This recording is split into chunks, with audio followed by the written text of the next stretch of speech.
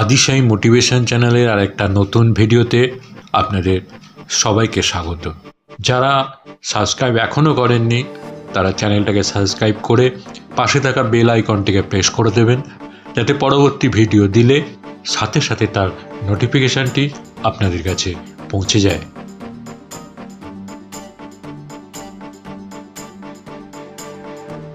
আজকাল একটা শব্দ খুব শুনি, ইন্টেরিয়ার ডেকোরেশন বা অন্দরসজ্জা। ছোটবেলায় এই শব্দটা এতটা শুনিনি। আমাদের ঘরের অন্দরসজ্জা বা এখন যেটা ইন্টেরিয়ার ডেকোরেশন অনেকটা ছিল এই রকম। খান কতক ঘর, প্রতিটা ঘরে চৌকি পাতা, সেখানে বাবরের আমলের একটি তোষক, পাড়ার পচা কাকু, কমল জেঠু, মিনা পিসি যে যখন খুশি এসে বিছানায় ধপ করে বসে পড়ছেন, তাস পিটছেন, লম্বা চওড়া বুলিয়া ওড়াচ্ছেন।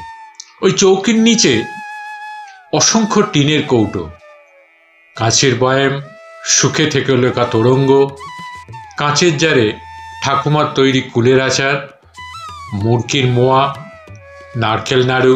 চৌকির নিচে গহীন আধার, ওখানেই আছে লাল কমল, নীল কমল, ওখানেই তেপান্তরের মাঠ। ঘরে একটা বড় বাঙ্ক, সেখানে গুচ্ছের কাঁসার বাসন, পুরনো গুপ্তপ্রেস পঞ্জিকা, কেশিনাগে ছেঁড়া অঙ্কের বই, মায়ের পুরনো শাড়ি দিয়ে সেই বাঙ্ক ঢাকা।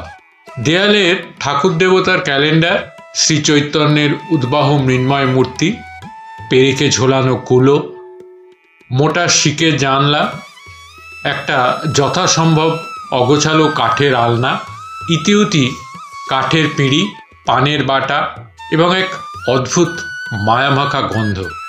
এই হলো অন্দরসজ্জা। আমার আপনার জগদীশচন্দ্র বসু, প্রফুল্ল রায়, চারু মজুমদার, কেশি পাল, হেমন্ত মুখোপাধ্যায়, রতন, কেলো, নন্দ, বিলে, সবার। এই অন্দরসজ্জাতেই প্রফুল্ল রায় বিজ্ঞানী হয়েছেন, উত্তম কুমার মহানায়ক হয়েছেন, মান্না দে গায়ক হয়েছেন, নজরুল কবি হয়েছেন, চারু মজুমদার বিপ্লবী হয়েছেন।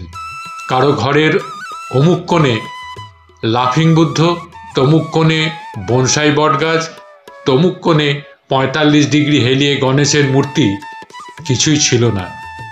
আজকাল প্রায় অনেকের বাড়িতে আছে, কারণ আমরা এলিট হচ্ছি।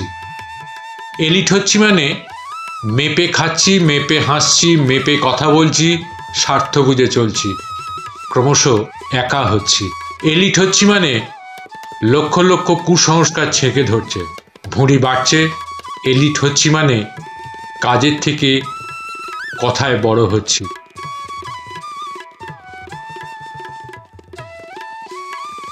বয়স্ক ব্যক্তিরা বেশি কথা বললে উপহাস করা হয়, কিন্তু ডাক্তাররা এটাকে আশীর্বাদ হিসেবে দেখেন।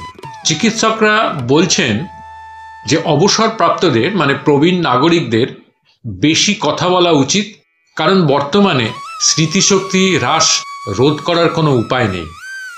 একমাত্র উপায় হলো আরও কথা বলা। প্রবীণ নাগরিকদের বেশি কথা বলার অন্তত 3টি সুবিধা রয়েছে। প্রথমত, কথা বলা মস্তিষ্ককে সক্রিয় করে, কারণ ভাষা এবং চিন্তা একে অপরের সাথে যোগাযোগ করে, বিশেষ করে দ্রুত কথা বলার সময়। এটি স্বাভাবিকভাবেই চিন্তার গতি বাড়ায় এবং স্মৃতিশক্তি উন্নত করে। অমৌখিক প্রবীণ নাগরিকদের স্মৃতিশক্তি হ্রাস হওয়ার সম্ভাবনা বেশি। দ্বিতীয়ত, বেশি কথা বলা মানসিক চাপ দূর করে, মানসিক রোগ প্রতিরোধ করে এবং চাপ কমায়। প্রায়শই কিছু না বলে সব কিছু হৃদয়ে রাখা, দম বন্ধ এবং অস্বস্তি বোধ করা, তাই প্রাপ্তবয়স্কদের আরও কথা বলার সুযোগ দেওয়া ভালো।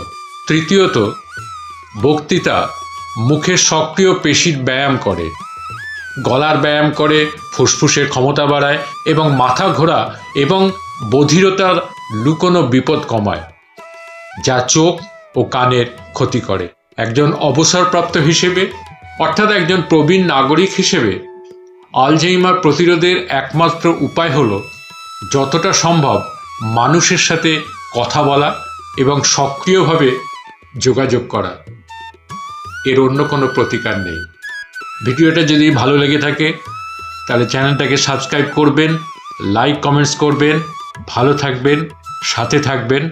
ধন্যবাদ, নমস্কার।